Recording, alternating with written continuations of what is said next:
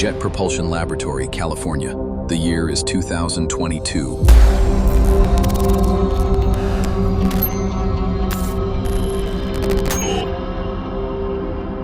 Hang on, are you seeing this?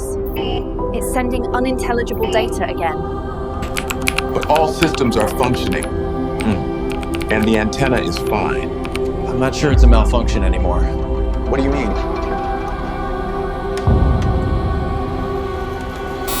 NASA receives disturbing signal from Voyager 1. Experts baffled. Back then, the mass media spread a story that sent a chill down many spines. The legendary Voyager 1 had begun transmitting nonsense. On the surface, it didn't seem extraordinary. Machines break down, and Voyager is almost 50 years old. But recently, the probe had left the solar system and encountered strange anomalies at its boundary. Then, it started sending back unreadable science and engineering data, as if something or someone from the outer edge was trying to say something to us. And, as if by design, the mission is nearing its end. In 2025, more of Voyager's key scientific instruments were shut down. A year later, even more will be switched off. Power is running out. Soon, they'll fall silent forever. Now is the time to remember one of the most underrated space missions in human history. Before the end of the Voyagers.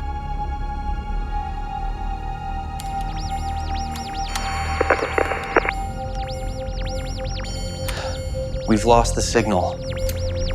It's gone. No response on any channel. Come on.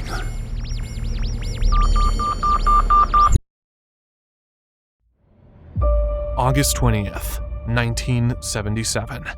These archival shots have long since become legendary.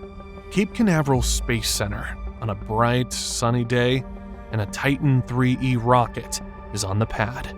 4, 3, 2, 1. We have ignition and we have liftoff. Its payload is a spacecraft, destined to become humanity's first messenger to reach Uranus and Neptune. This is Voyager 2, a true cosmic odyssey, years of travel ahead, and billions of miles through the cold, dark emptiness of space. There were 2 Voyagers in total. Voyager 2 actually launched first, followed by Voyager 1, 16 days later. Of course, that wasn't a mistake. It was part of a grand and extraordinarily complex strategic plan conceived by NASA. You'll soon discover the genius behind it. But why venture so far, spend billions of dollars, and involve thousands of people? The number one goal was to explore Jupiter and Saturn, their moons, rings, atmospheres, and magnetic fields, to understand how these gas giants are structured and how they interact with their neighbors. And this was more important than it might seem. These massive outer planets are the architects of the solar system. Their colossal mass governs the orbits of millions of bodies. Where will a comet pass? When will an asteroid fall? Or will it fall at all? They often make that call. Their gravitational pull can either maintain stability, or if something goes wrong, turn the solar system into a cosmic billiard table. Even more intriguing than the giants themselves are their moons. Today, we know some of these are entire worlds, with volcanoes, geysers, subsurface oceans, and perhaps even life. But back in the 1970s, scientists barely suspected any of this. The moons of gas giants were seen as nothing more than frozen chunks pockmarked by meteorites, seemingly unremarkable. There was also an engineering challenge, testing how spacecraft would behave in deep space, how long systems would last, and whether they could maintain contact across billions of kilometers. No one had ever tried anything like this before. But that day came, and it gifted the mission team with a few hours of tremendous stress. The Centaur upper stage, along with Voyager 2, successfully reached orbit. The first phase was complete.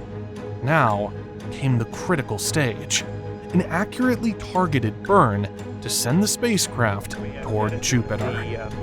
71 minutes after launch, the Centaur stage initiated its separation from the booster. At that moment, everything was hanging by a thread.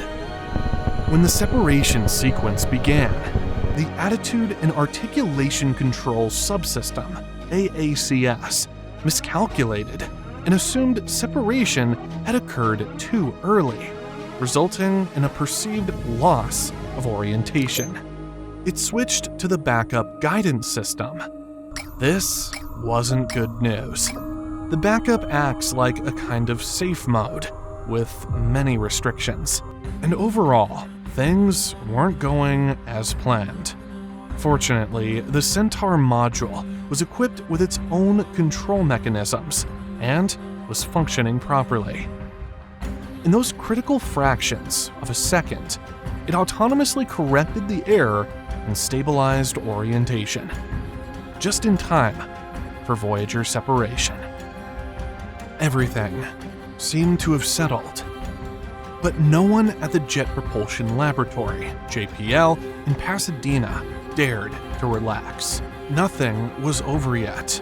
The spacecraft still had to leave its parking orbit and head toward Jupiter. Just seconds after separation, Voyager 2 ignited its solid-fuel Star 37E engine.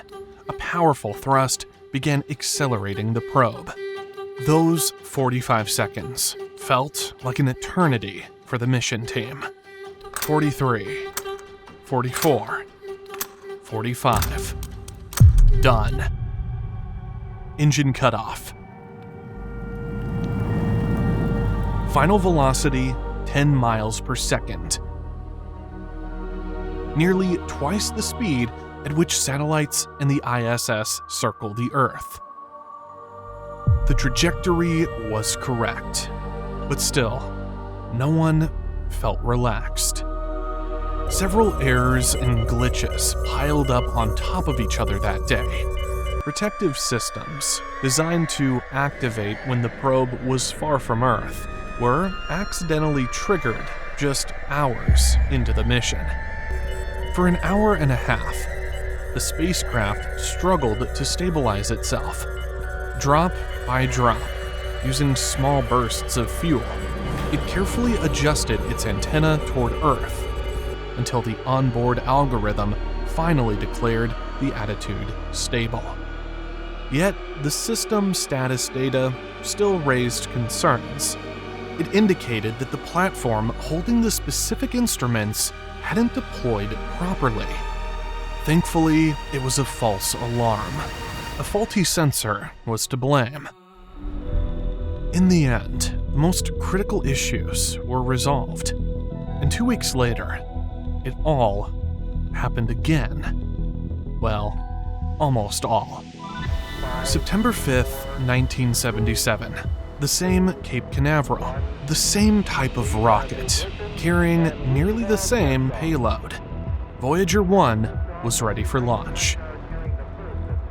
The Titan IIIe rocket roared into the sky, only for its second stage LR-91 engine to shut down prematurely before schedule. Only one stage remained to save the mission: Centaur. The command was given, and Centaur carried the full load on its own, and it succeeded, burning its tank nearly dry, with only 3.4 seconds of propellant left. The following weeks of flight were relatively smooth until another moment of heart-stopping drama, but this time from joy. On September 18th, 1977, just 13 days after launch, JPL engineers commanded Voyager 1 to turn its camera platform toward home, the Earth. The spacecraft slowly rotated the platform, and the camera lens caught a pair, the Earth and the Moon. The goal was to capture, for the first time in history, a single image showing both Earth and the Moon, and at the same time, fully test the cameras and other critical systems.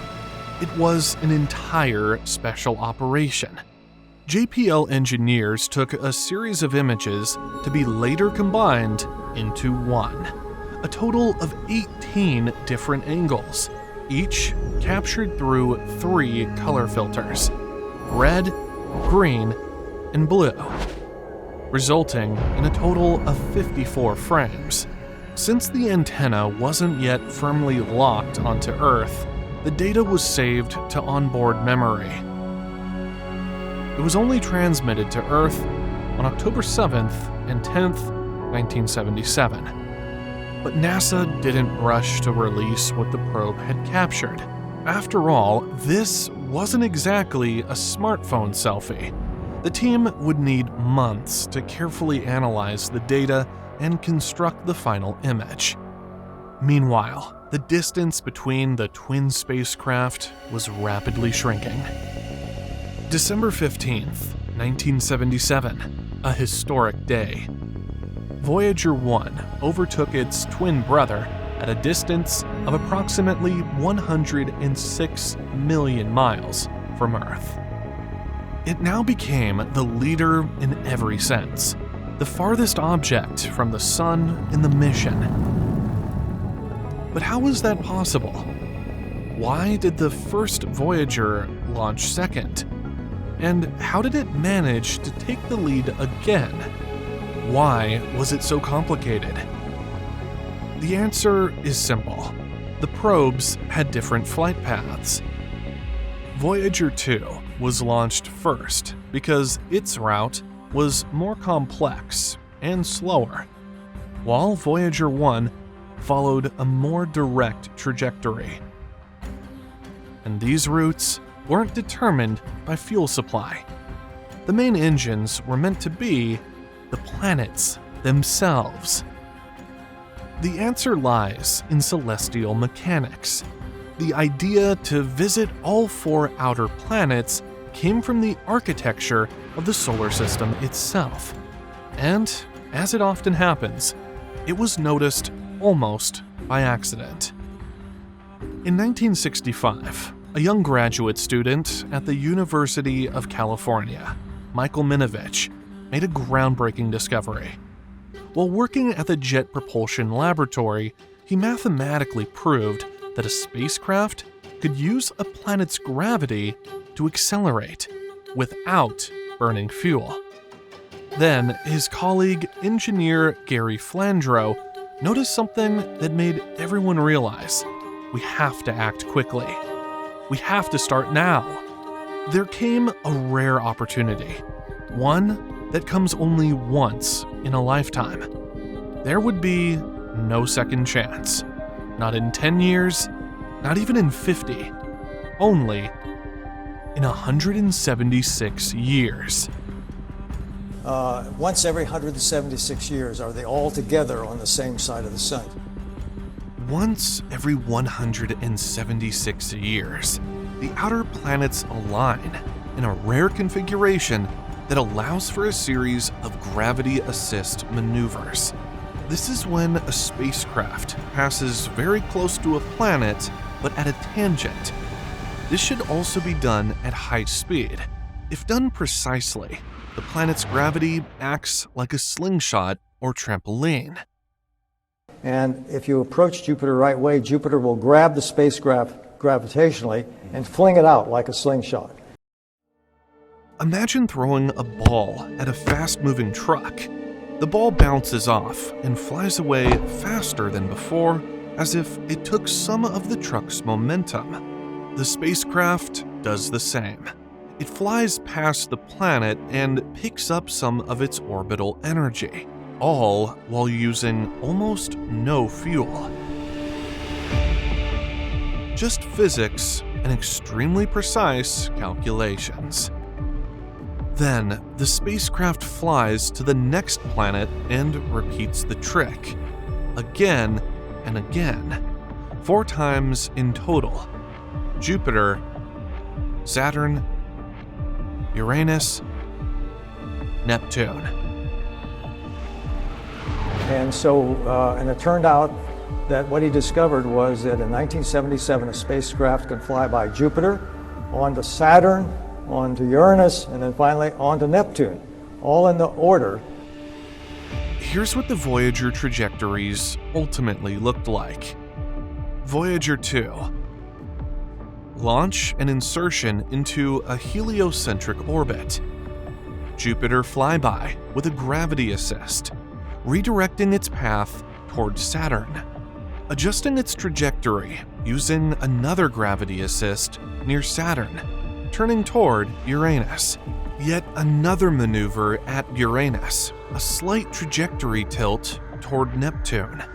Flyby over Neptune's pole, and a sharp gravity assist dive to -48 degrees below the ecliptic plane. No more maneuvers after Neptune. Voyager 2 continues its path out of the solar system. Voyager 1. Launch and insertion into a heliocentric orbit. Jupiter flyby with a gravity assist, turning its trajectory towards Saturn. A double gravity assist near Saturn and Titan, sharply kicking its trajectory up to +35 degrees above the ecliptic. No major assists after Saturn. Voyager 1 leaves the solar system. The ability to pull off such maneuvers wasn't just about saving fuel. Not at all. It was far more significant. Each gravitational assist gives the spacecraft a speed boost and significantly changes its course. Without these gravity slingshots, the spacecraft would never have been able to navigate so deftly. The engine power and fuel supply weren't nearly enough for such performance. Thanks to these maneuvers, Voyager 2 reached Neptune in just 12 years. Without them, the trip would have taken 25 to 30 years. That's a difference of up to 18 years. All because the planets had lined up just right. The stakes were enormous. The last time there was such an opportunity, Napoleon was just beginning his conquest of Europe. The United States was a young republic of 16 states. No railroads, no telegraph, not even a real Wild West. The Lewis and Clark expedition had just set out to explore what lay beyond the known frontier. That's how things were this time. If it didn't work out, the next shot wouldn't come until the year 2152, in the 22nd century. But there was no need to wait for the second chance. Despite all the post-launch challenges, both spacecraft were steadily on course for Jupiter. Picture of the Earth and the Moon taken by one of the 2 unmanned Voyager probes on their way to Jupiter. On January 10th, 1978, NASA released this epoch-making image. The first photo ever taken by a spacecraft that shows Earth and the Moon together in a single frame.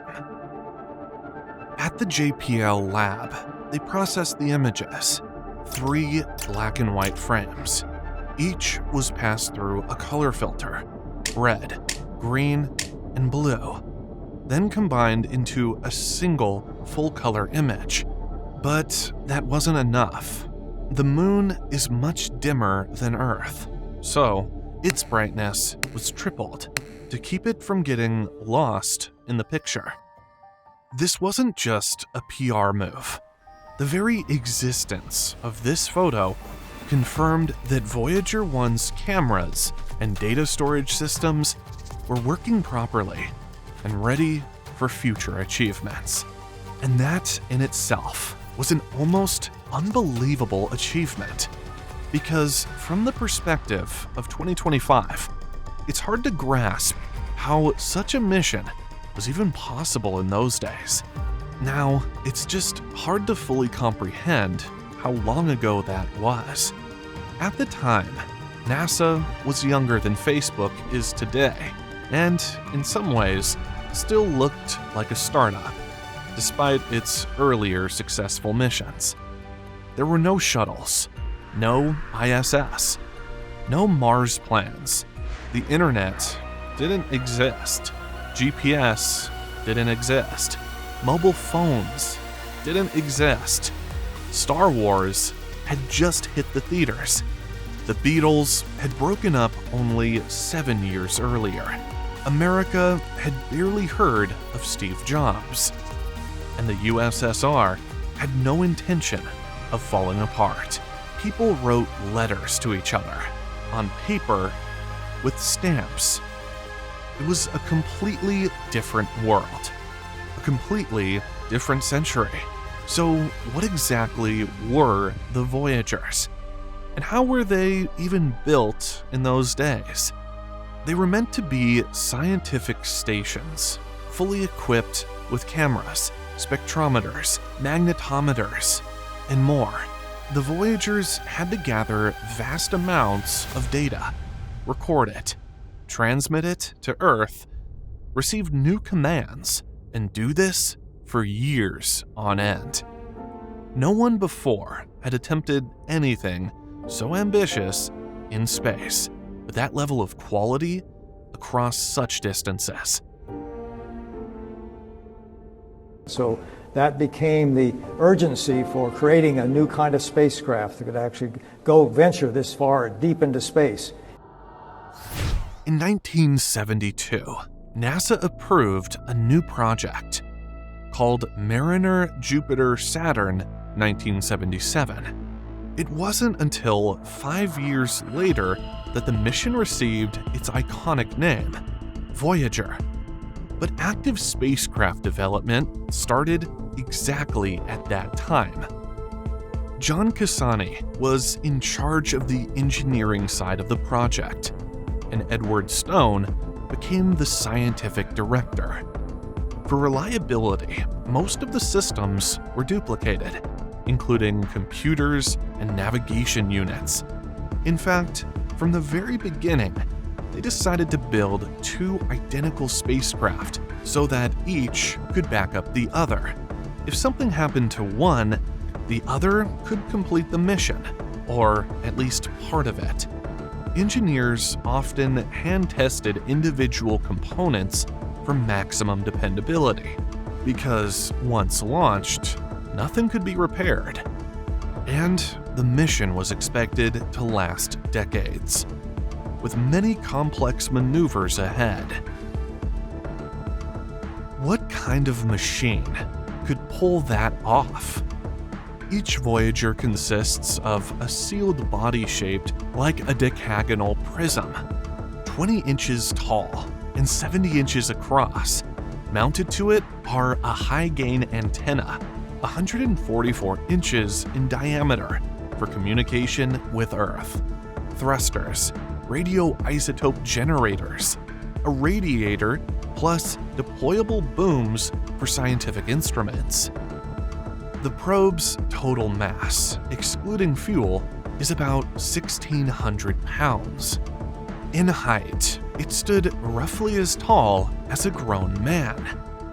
But visually, it felt much larger, thanks to the massive round dish antenna, the spacecraft's ear and voice, everything it hears from space, and everything we hear from it, travels through that dish.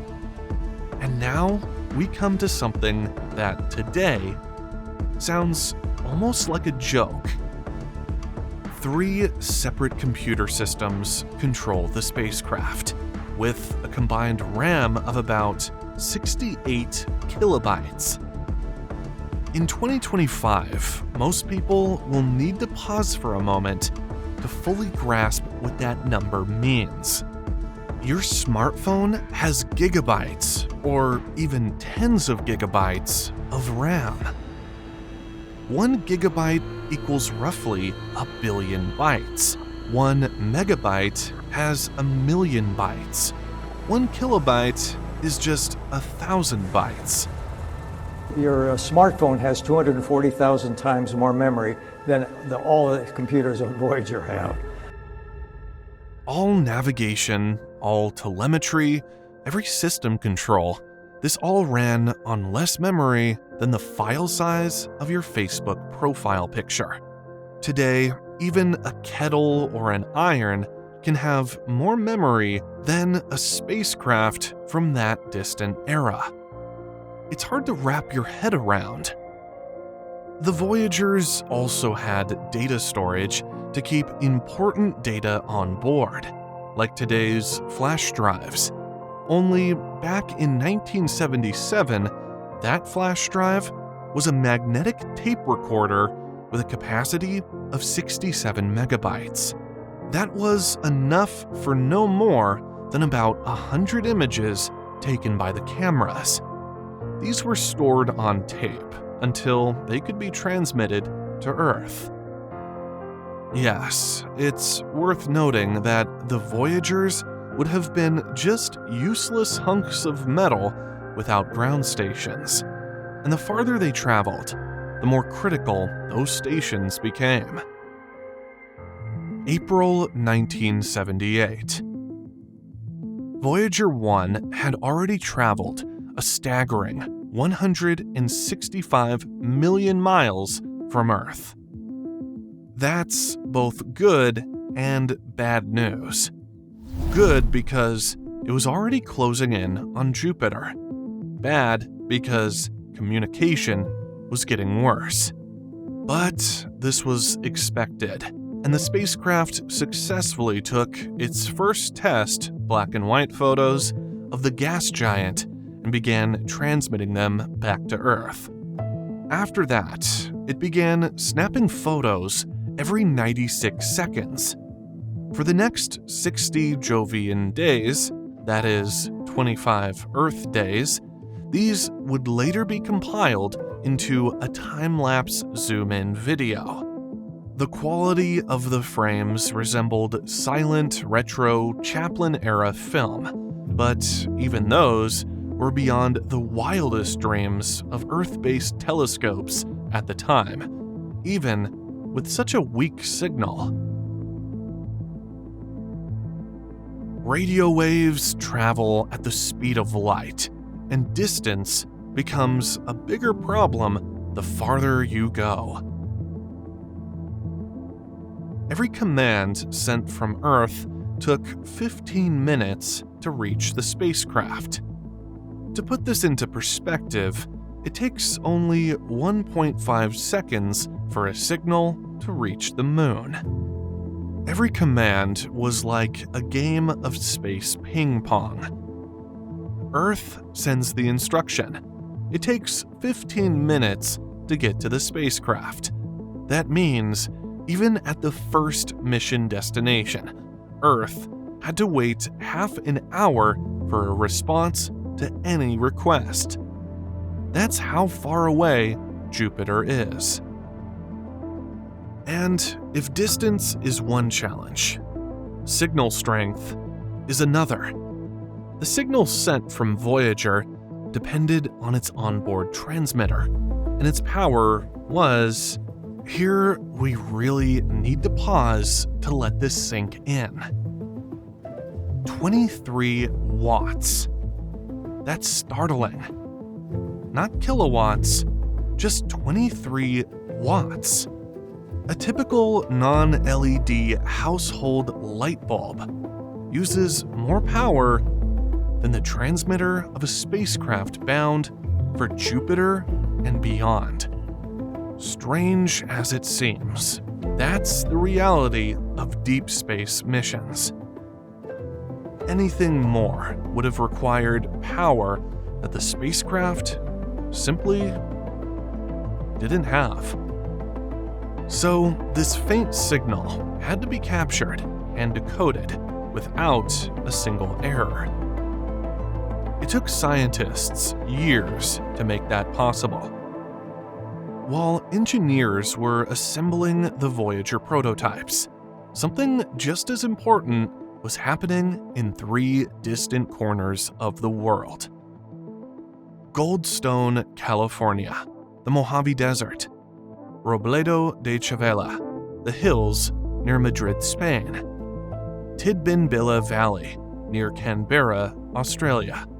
These 3 wildly separated sites together formed a single system, the Deep Space Network, DSN. The stations were strategically located so that at least one of them would always have a line of sight to the spacecraft, regardless of Earth's rotation. At that point, JPL gave the official go-ahead to modernize the entire network. Engineers upgraded old dishes and equipment. Some of it had been used during the Apollo missions, but for the Voyagers, they needed something bigger and more sophisticated.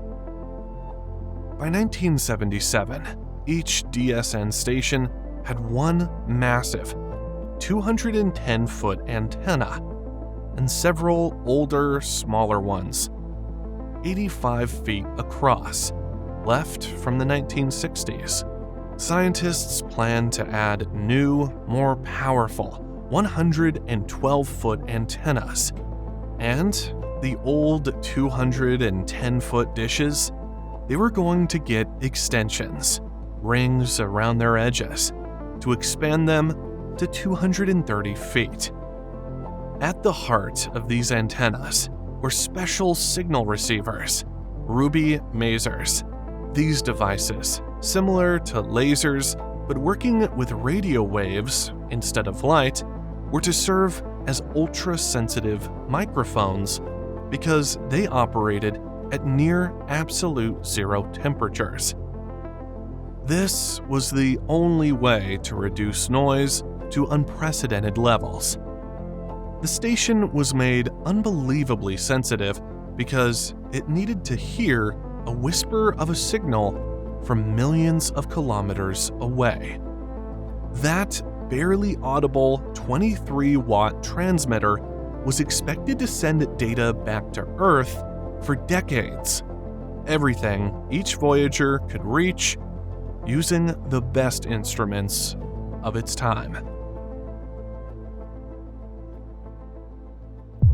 The Voyagers were equipped with top-of-the-line instruments for their era. Camera systems, an infrared spectrometer, radiometer, a magnetometer, a plasma spectrometer, and more.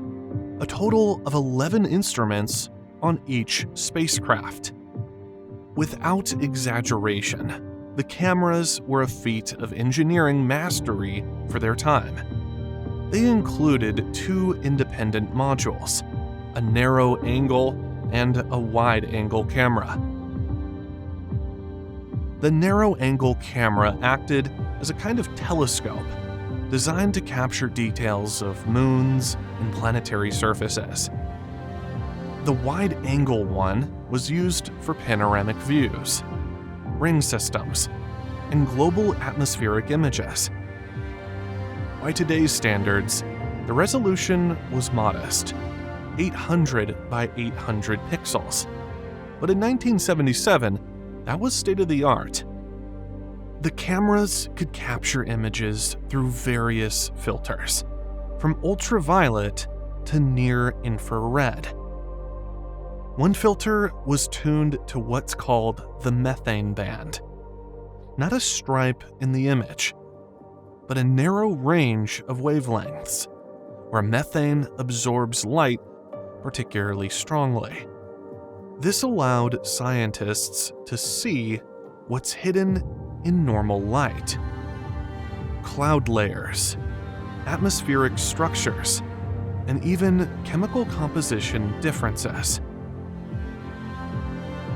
Almost all instruments were mounted on a special rotating platform, one of the key engineering innovations. This allowed Voyager to do two things at once: observe a planet during flyby and keep its antenna precisely pointed at Earth at all times. But the biggest challenge was power. Solar panels weren't an option. At the far reaches of the solar system, our star's light is far too faint. So, a more reliable solution was devised for the Voyagers. Each spacecraft was equipped with a set of 3 radioisotope thermoelectric generators. These are devices that can convert radiation into electricity, albeit indirectly. Inside each unit were 24 spheres of plutonium-238 dioxide, with a total weight of 10 pounds. As the plutonium decays, it releases heat, which is then converted into electricity. Here's a fun fact. Over 48 years, each Voyager spacecraft generated around 150 megawatt-hours of electricity. For comparison, that's enough to charge an iPhone 14 Pro 11 million times, or keep a typical refrigerator running for roughly 300 years. Sounds impressive, but everything else? Computers with less memory than a car key fob. A transmitter weaker than a baby monitor. A hard drive on magnetic tape. From today's perspective, it's hard to believe this even managed to fly anywhere. And yet, even back then, the Voyagers never ceased to amaze.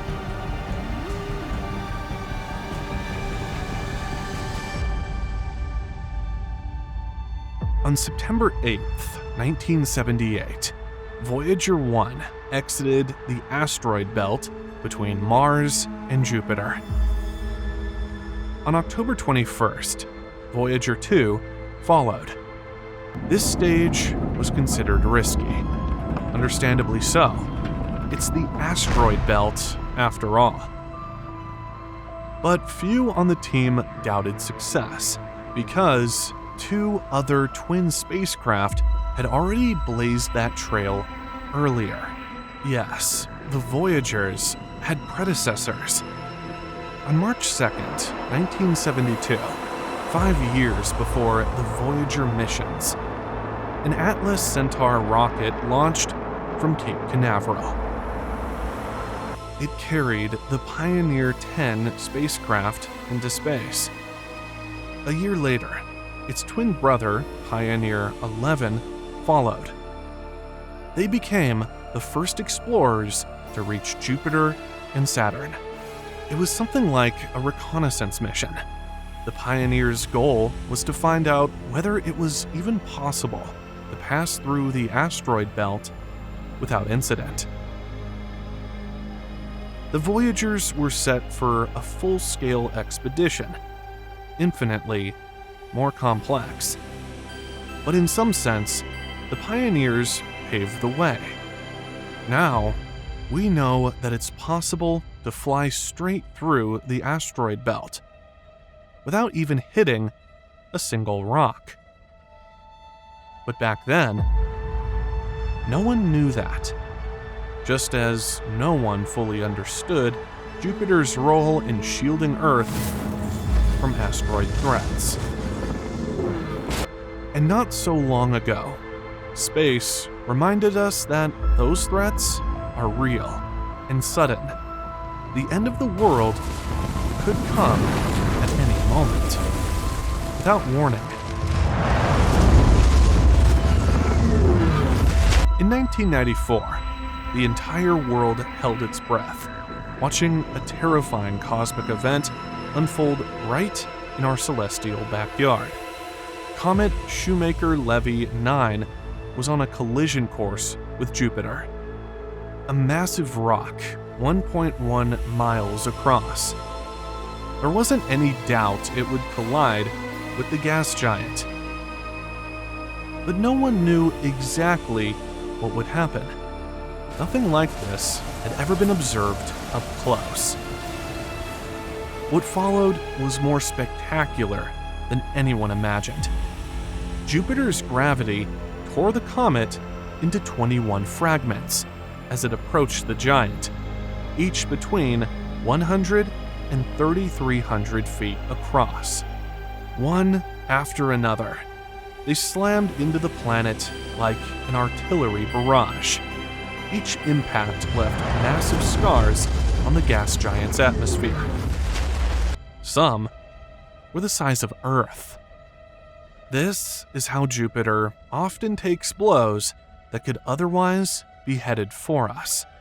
Blows that could wipe us out. And part of Voyager's mission was to help fill in our knowledge gaps about such space phenomena.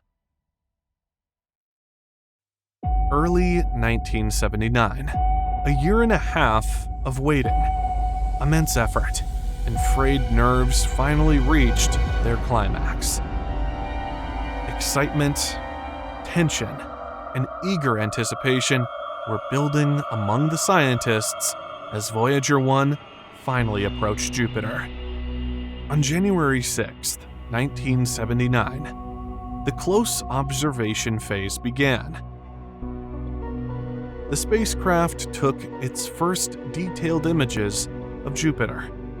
It quickly became clear we had known almost nothing about the largest planet in the solar system.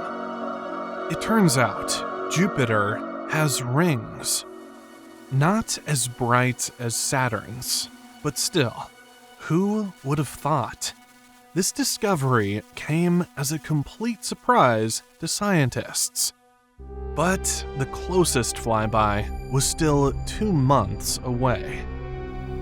March 5th, 1979. 3 flybys in a single day that changed everything. 12:05 p.m. The closest approach to Jupiter, 217,000 miles from the cloud tops.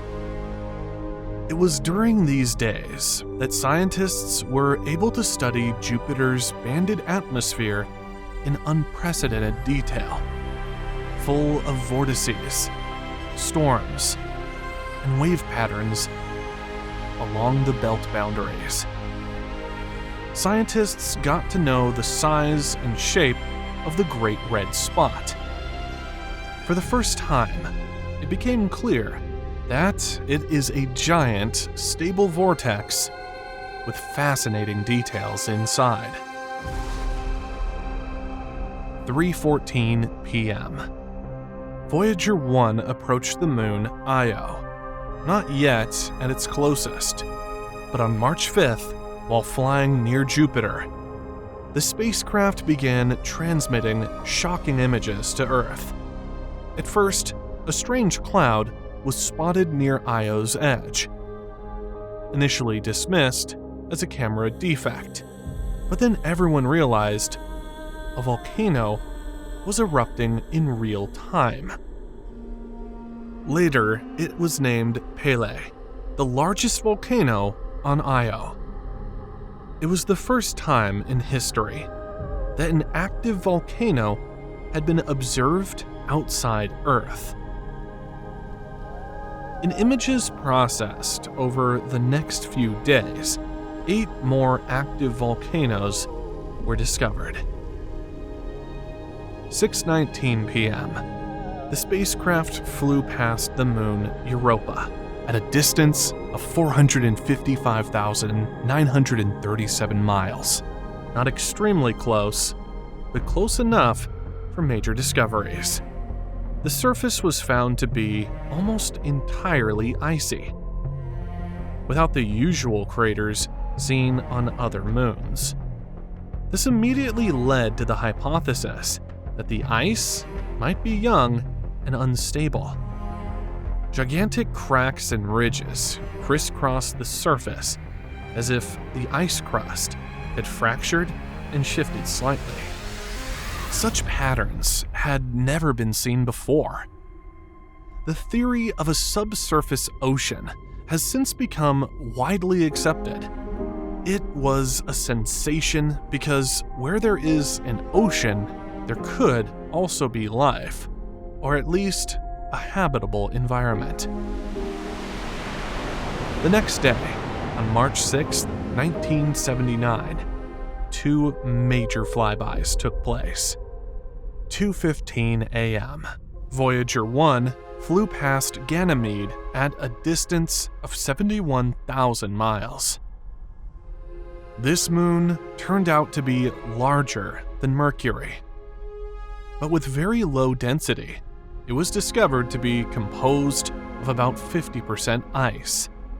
There were also traces of some ancient geological activity. 5:08 p.m.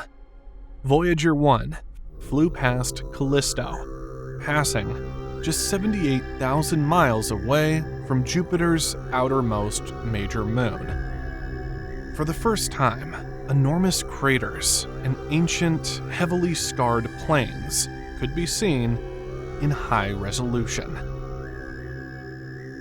The surface is rich in ice, with signs of a frozen mix of water and rock. It turned out that Callisto is one of the most heavily cratered objects in the solar system. There is no geological activity. The surface stays virtually the same, and every crater has remained for billions of years. A sort of cosmic museum, preserving the marks of violent ancient impacts. March 13th, 1979. Voyager 1 completed its main observation phase and set course for Saturn. Meanwhile, Voyager 2 was following almost the same path. On April 24th, 1979, it also reached Jupiter and began its observation phase. On August 5th, 1979, Voyager 2 completed its Jupiter mission and also set course for Saturn. But their routes were different, and not without reason. The scientists had to make a difficult choice, even when planning the mission. Ed Stone. We were initially just on a 4-year journey to Jupiter and Saturn.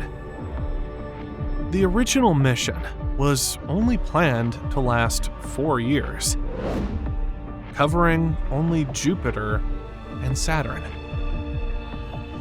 This limitation was part of securing funding. But even then, NASA knew how to plan for the long term. Forward-thinking engineers had, just in case, designed the spacecraft trajectories in such a way that they could later be directed toward Uranus, Neptune, or even Pluto, if luck held, if the hardware endured, and if the first flybys delivered results worth pursuing. However, there was one hitch. Titan, one of the most mysterious moons in the solar system. Saturn's second largest moon, and the only moon in the entire solar system with a dense atmosphere. A real thick atmosphere on a moon. Scientists were bursting with curiosity. What lies beneath those clouds? Should they head there? But there was a catch.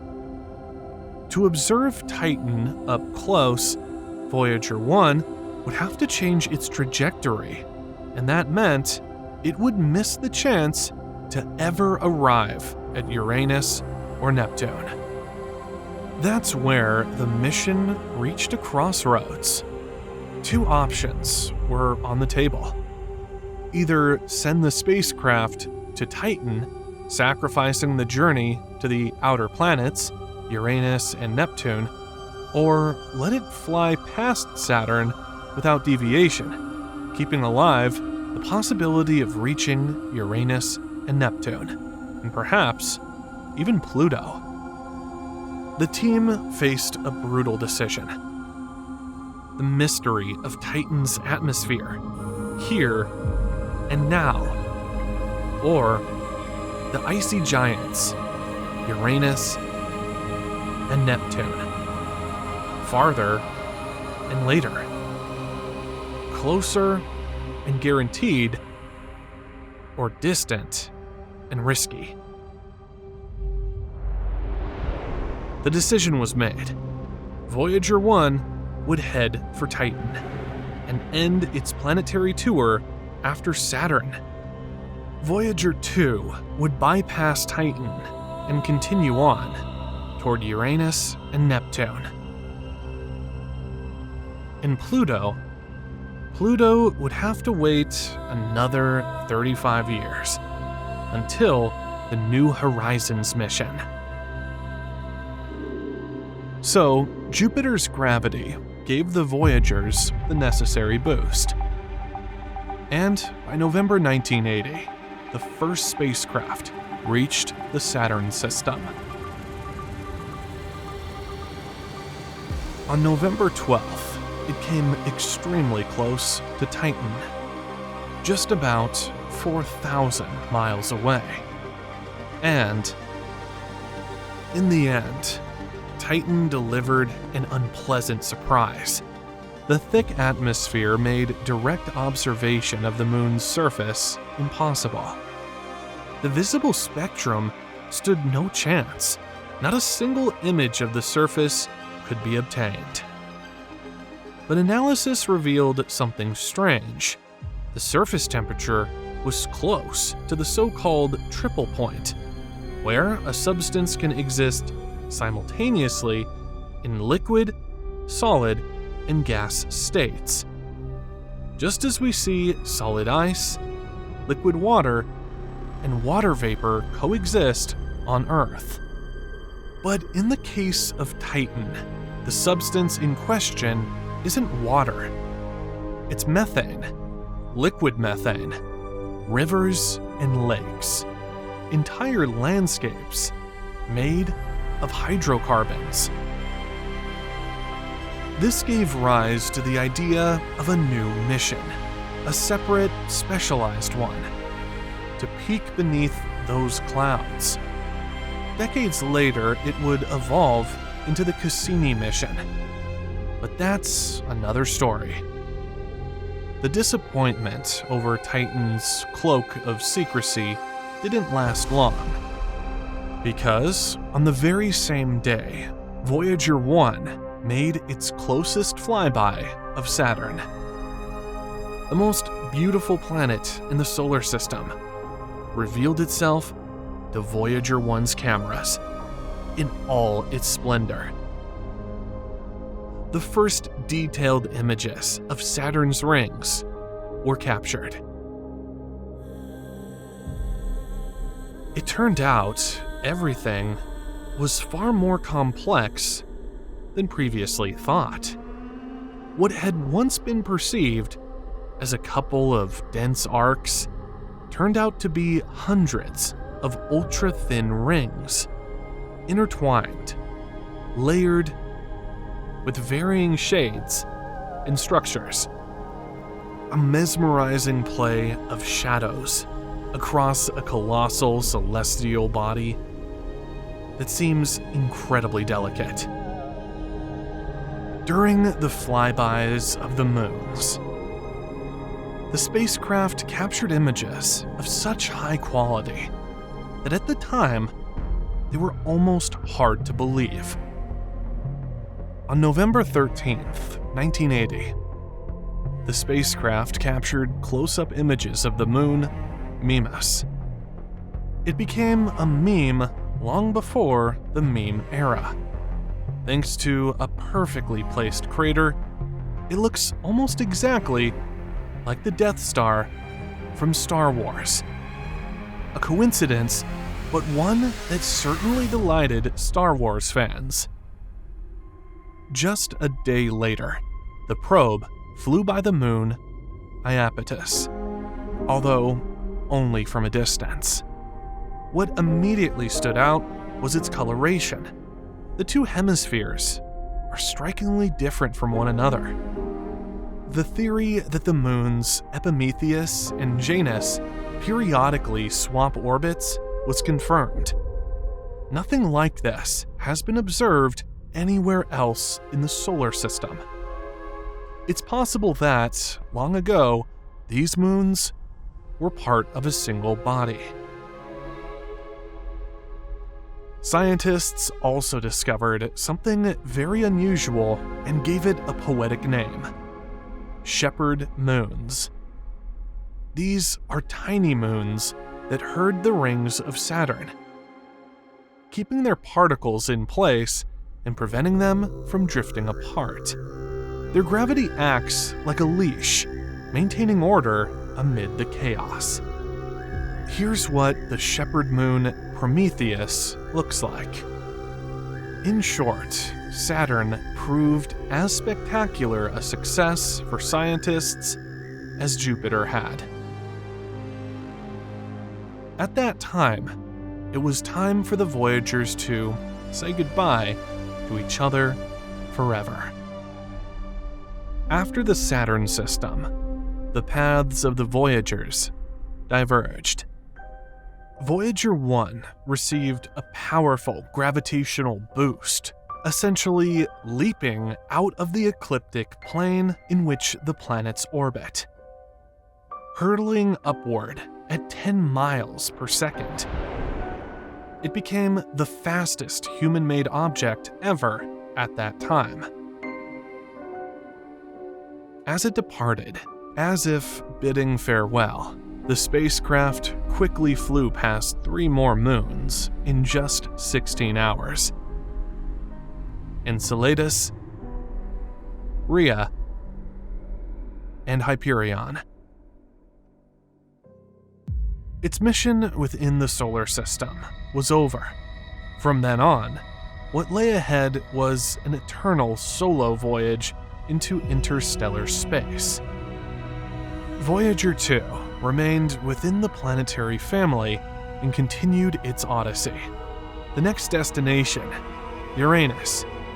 Years of flight lay ahead. January 1986. After 5 grueling years for the entire team, Voyager 2 approached the distant and mysterious Uranus. Along the way, something astonishing, nearly sensational, was discovered. Uranus is not just a distant, dull gas sphere. It's different. Its atmosphere, like that of Jupiter and Saturn, consists of hydrogen and helium. But beneath it lies an uncharted world, a dense, cold ocean of water, ammonia, methane, deeper still, a dark, rocky, icy core. Later, planets like this would be classified as ice giants. Uranus also turned out to be the coldest planet of all. Even though Neptune is farther from the Sun, it has a very strange, tangled magnetic field, as if Uranus itself isn't quite sure how to be a planet. To its trove of discoveries, Voyager 2 added several previously unseen rings of Uranus and 10 new moons. And one real surprise, the moon Miranda. It may look like a small rock, but its surface appears as though someone dumped the entire geological catalog onto it. Canyons, valleys, ridges, fractures, cliffs, as if stitched together from pieces of different worlds. The most striking feature is Verona Rupes, a cliff nearly 12 miles high. If you jumped from it, you'd be falling for over 10 minutes.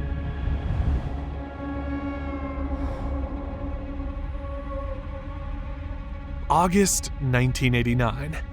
After another 3.5 years of travel, the final act begins.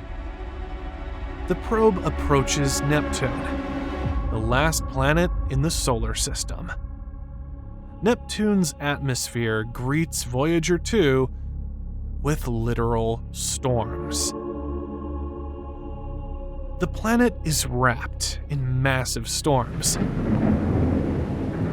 including one especially powerful vortex, later named the Great Dark Spot.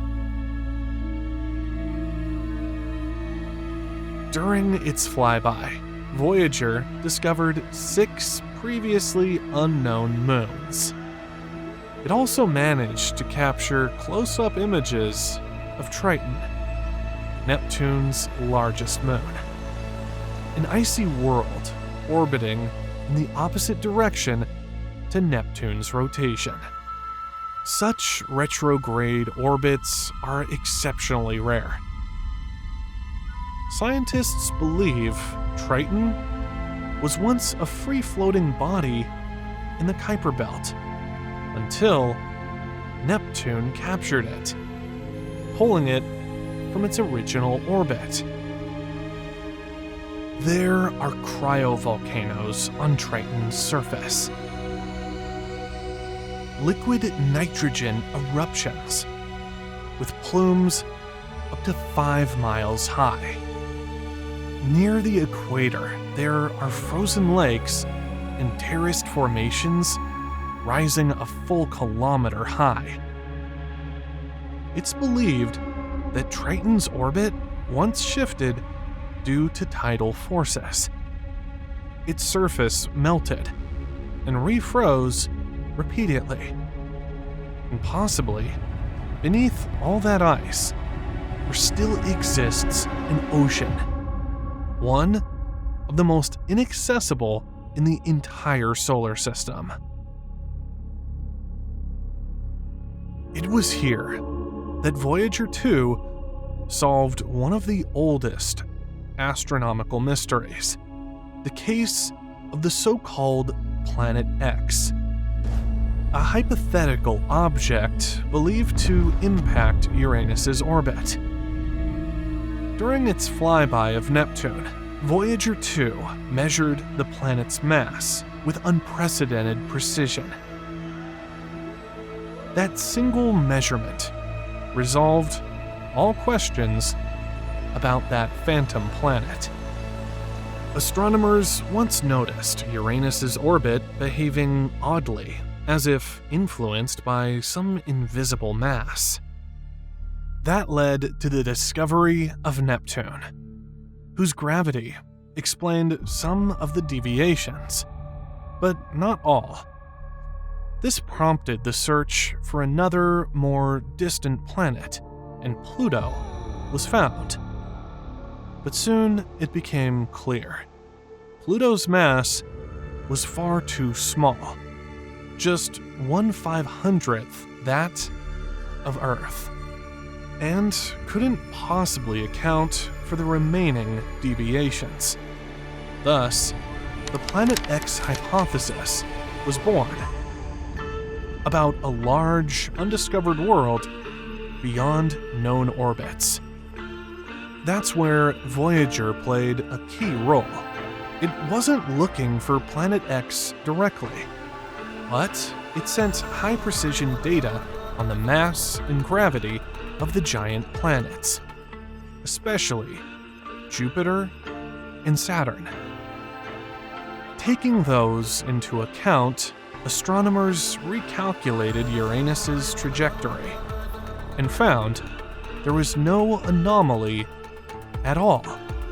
The air that once seemed like a hint of an invisible planet turned out to be just a miscalculation due to inaccurate values.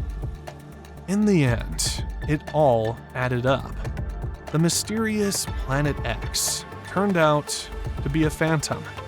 It never existed. After its Neptune flyby, Voyager 2 continued on, descending below the ecliptic plane, into a region with no specific destinations left. Just darkness, silence, and space. But while Voyager 2 was still navigating between Uranus and Neptune, its older brother was already out of the game. After passing Saturn, most of Voyager 1's scientific instruments had been turned off. Only basic environmental sensors remained, just enough to keep watching the universe. It seemed the spacecraft was simply living out the end of its mission, quietly and alone. But one person decided that this seasoned traveler of space still had something important to say. That person was Carl Sagan, an astrophysicist, science communicator, and idealist. He proposed an idea that NASA didn't take seriously at first. The idea was simple and bold: to point Voyager 1's cameras backward and capture the Earth from nearly 3.7 billion miles away. From a scientific standpoint, there was little practical value. But Sagan had far more profound motivations to show just how small our planet is, how lonely, how fragile. The idea gradually began to gain traction within NASA, but upper management hesitated. Sagan persisted. After some brief discussions, the project was approved. Preparations began. First, the cameras had to be tested. Were they even still functional? Second, they had to devise a shooting plan. This wouldn't be just one image of Earth, but a full family portrait of the solar system. One planet after another, captured from that distant edge. On February 14th, 1990, after 6 months of preparation, Voyager 1 took a series of images. Mars was lost in the glare. It was too close to the sun to see anything. Mercury was even closer, and they didn't even try to photograph it to avoid damaging the cameras by aiming too close to the sun. Pluto was too dim. But the most important image was captured. In one frame, caught in a ray of sunlight and spanning just 0.12 pixels wide, was our planet. A pale blue dot. The picture was officially given exactly this name: Pale Blue Dot. Today, this image is one of the most iconic in the history of astronomy. Not because it's rare, but because it's honest. In his book, the great scientist Carl Sagan described this momentous photo with clarity and poignancy. Our posturings, our imagined self-importance, the delusion that we have some privileged position in the universe are challenged by this point of pale light. Our planet is a lonely speck in the great, enveloping cosmic dark. In our obscurity, in all this vastness, there is no hint that help will come from elsewhere to save us from ourselves. Pale blue dot was the final photograph in the Voyager program's history. After the images were received, Voyager 1's cameras were turned off again and never turned back on. Voyager 2's cameras were shut down even earlier, after its flyby of Neptune in 1989. The next decade and a half became a period of near hibernation for the spacecraft. The Voyagers steadily drifted away from Earth, periodically transmitting data back to scientists. Voyager 1 was moving upward, away from the plane of the planets, at about 10 miles per second. Voyager 2 was moving downward, slightly slower, about 9 miles per second. Several times, mission funding came under threat. As usual, critics pointed to the high cost and questioned the value of the incoming data. But NASA defended the program every time. The team knew the most exciting discoveries lay ahead at the edge of the world. August 25th, 2012. Voyager 1 approached the true boundary of the solar system. The scientific world buzzed with anticipation. Humanity was about to find out what lies on the other side. The solar system has several boundaries, or rather, what scientists have agreed to define as boundaries. The closest boundary is the orbit of Neptune, the last planet. The farthest is the Oort cloud, but there's a third one, and it's far less abstract. It's a physical, measurable boundary between our planetary family and the rest of outer space. It's called the heliopause. Of course, it's not perceptible to us directly, but very real for scientific instruments.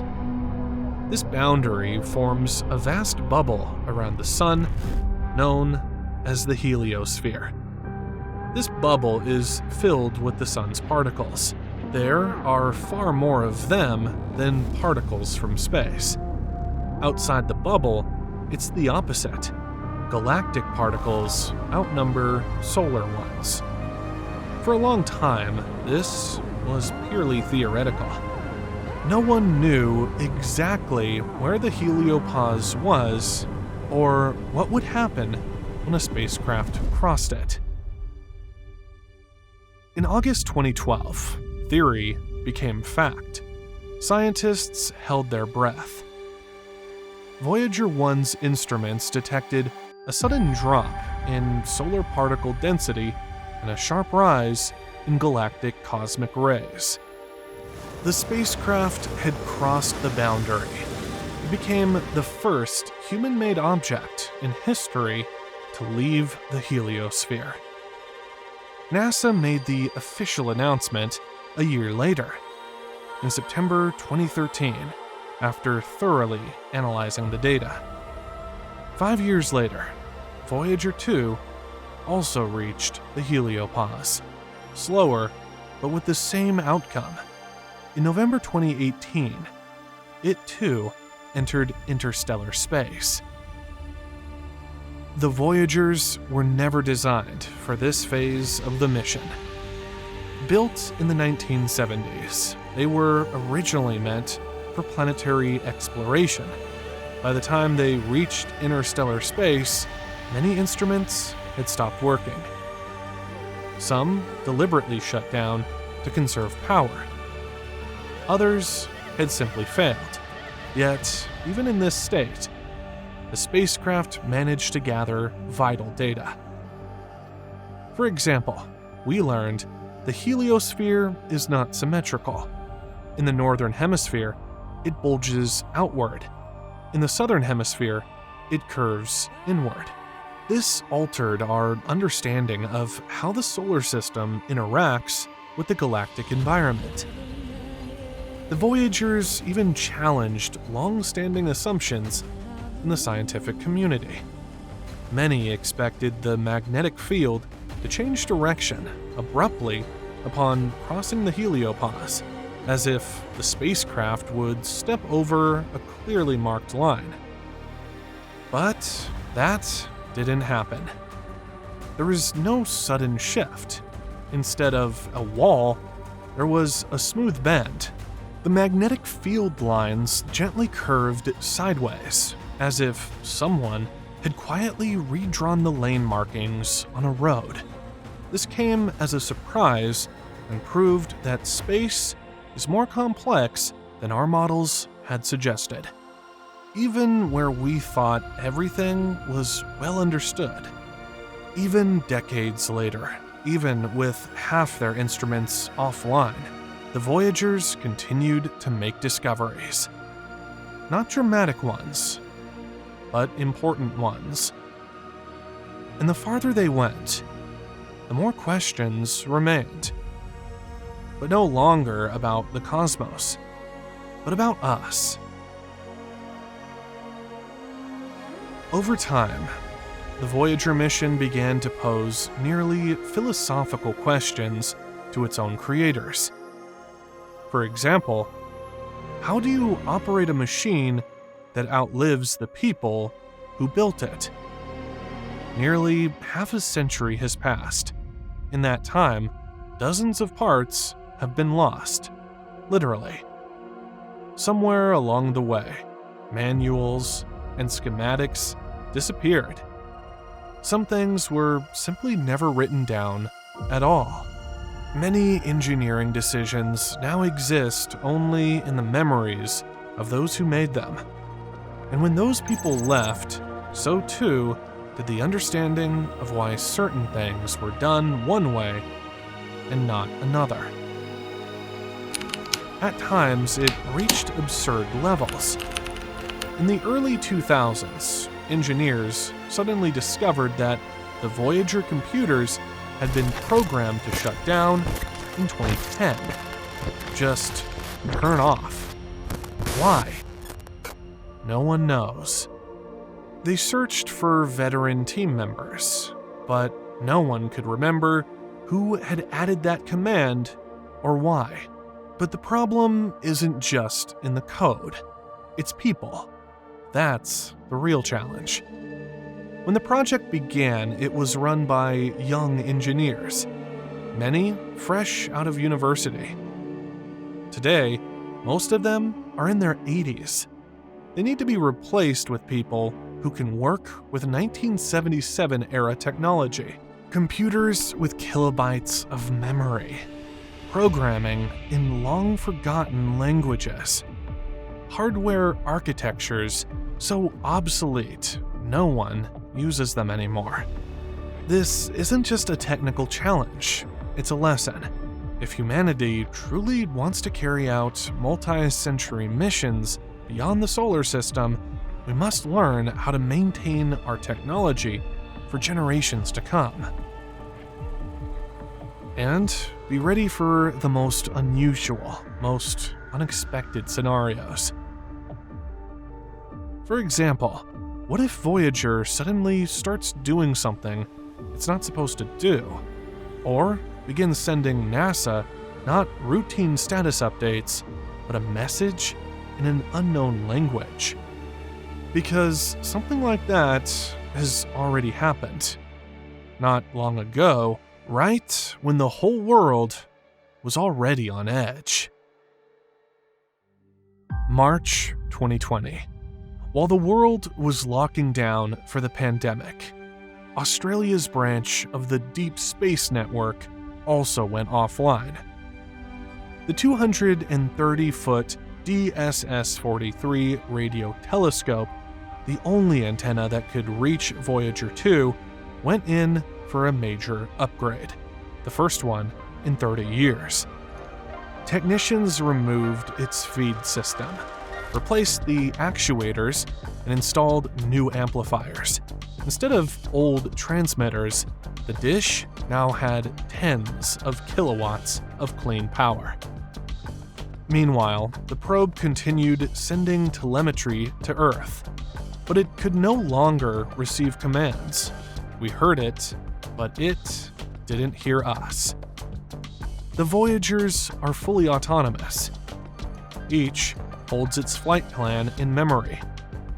Occasionally, it was updated by commands from Earth, but the spacecraft always had basic instructions stored on board. Still, 7 months of silence is a long time. The 43-year-old spacecraft kept flying, following its preset schedule. But if anything had gone wrong, Earth would have been helpless, unable to even offer advice. October 29th, 2020, the moment of truth is finally here. The upgraded DSS-43 locked onto its target and sent a test command package.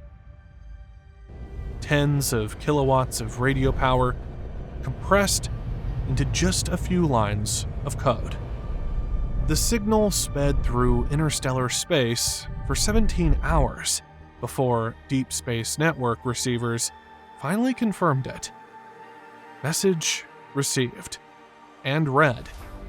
Voyager 2 hears us.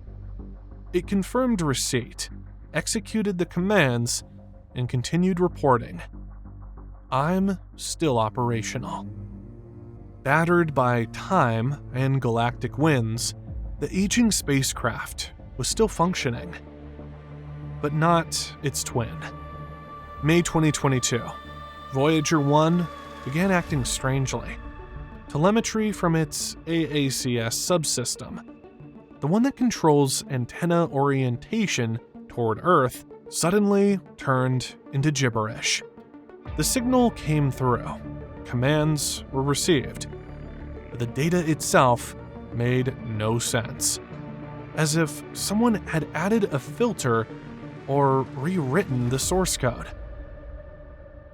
The orientation system still worked. The antenna was pointed exactly where it should be.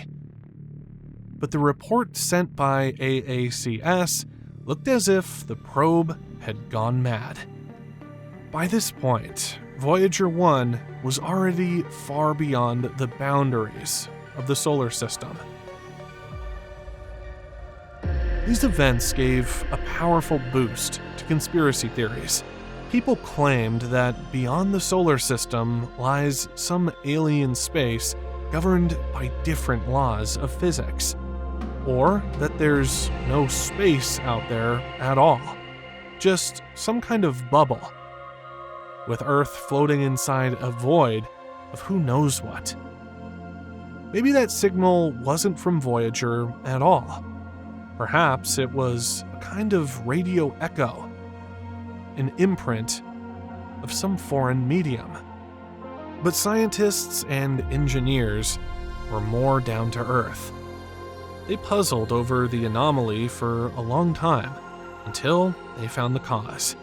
It turned out the module was sending data through an unused memory buffer, long considered dead. Why? No one knows. They fixed it, but the unease remained. These aging machines continue to function, but with each year, they do so more stubbornly, and we can no longer confidently predict how exactly they'll behave tomorrow. Of course, the Voyagers won't live forever. Their power comes from nuclear decay electric generators. Their lifespan is limited by two main factors. First, the decay itself. Plutonium's half-life is 87 years. Since launch, 47 years have passed, and output has dropped by about a third. Second, the degradation of the thermocouples, devices that convert heat into electricity. Over time, their efficiency drops, and today, the Voyager's thermocouples are squeezing out about 220 watts, half of what they used to produce at the start. Each year, about 4 watts of power are lost from the energy source. And now, we're approaching the threshold. On February 25th, 2025, mission engineers at NASA's Jet Propulsion Laboratory in Southern California shut down the cosmic ray subsystem aboard Voyager 1. And on March 24th, they turned off the low-energy charged particle instrument on Voyager 2. Each spacecraft now operates only 3 scientific instruments. These measures are part of ongoing efforts to manage the probe's gradually dwindling power supply. Suzanne Dodd, the current project manager, said, "The Voyagers have been deep space rock stars since launch, and we want to keep it that way as long as possible. But electrical power is running low. If we don't turn off an instrument on each Voyager now, they would probably have only a few more months of power before we would need to declare the end of the mission." At best, the team might be able to maintain contact until around 2030 by selectively shutting down systems. But that's it. Then the last scientific instruments will be turned off. Then the transmitter will be switched off. Thus, around the mission's 50th anniversary, communication with the Voyagers will come to an end. But even that isn't the end. The spacecraft will keep flying. Silently, yet relentlessly. In 42,000 years, Voyager 2 will pass within 1.5 light-years of the star Ross 248. In 300,000 years, Voyager 1 will fly past another red dwarf, TYC 3135-52-1. They will not cease to exist. They will become artifacts, witnesses, ambassadors, and perhaps one day, someone will find them. And when, if that happens, that someone will discover what lies inside. A message. When the Voyagers were being designed, someone asked a simple yet audacious question. What if someone finds them? Not tomorrow, not in 100 years, but in 1,000,000. And even though the chances are almost zero, the possibility was too extraordinary to pass up. That what if was taken seriously by Carl Sagan's team. The goal wasn't just to show where we're from, but to try to explain who we are. That's how the Golden Record came to be. A copper disc coated in gold, attached to each spacecraft. It included a stylus, a protective cover, and an instruction manual, engraved directly on the casing. Inside is a phonographic recording containing everything. Greetings in 55 languages, music from across cultures, sounds of Earth, ocean waves, thunder, a baby crying, a dog barking, whale songs, a heartbeat, laughter, the sound of a kiss. 3/4 of the record's content is music, from Bach and Beethoven to folk melodies from Senegal, Japan, and Peru. There's blues. There's Chuck Berry's Johnny B. Good, which almost sparked a scandal. One selection committee member protested. What if aliens think we only have rock and roll? To which Sagan replied, but it's a good song. So it stayed. Besides sounds, the record contains 116 images. People, animals, cities, anatomy, DNA, Olympic athletes, a child eating ice cream, a supermarket with neatly arranged products.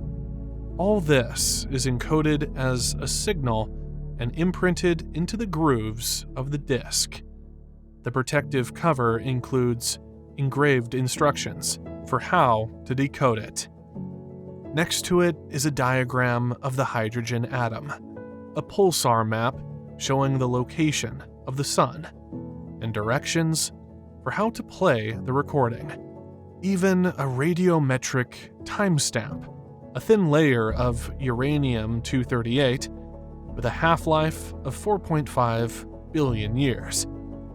Using this, it would be possible to estimate the disk's age. Assuming, of course, someone out there has a mass spectrometer and a bit of patience. But there was something else on the record. These frames show 27-year-old Anne Druyan. She was the creative director of the Voyager Interstellar Message Project. She was the one responsible for the artistic content of the Golden Record, its sounds, music, images, and the text of the messages. On June 3, 1977, just before the mission's launch, scientists recorded her brain activity to be encoded on that very same Golden Record. The magic of the moment is that Anne was then engaged to Carl Sagan, and when her brainwaves were recorded, she says she was thinking about love. Of course, it's incredibly naive to think anyone will ever understand what that signal means. But the idea itself, to leave a trace of a feeling in the universe, is so poignant it can move you to tears.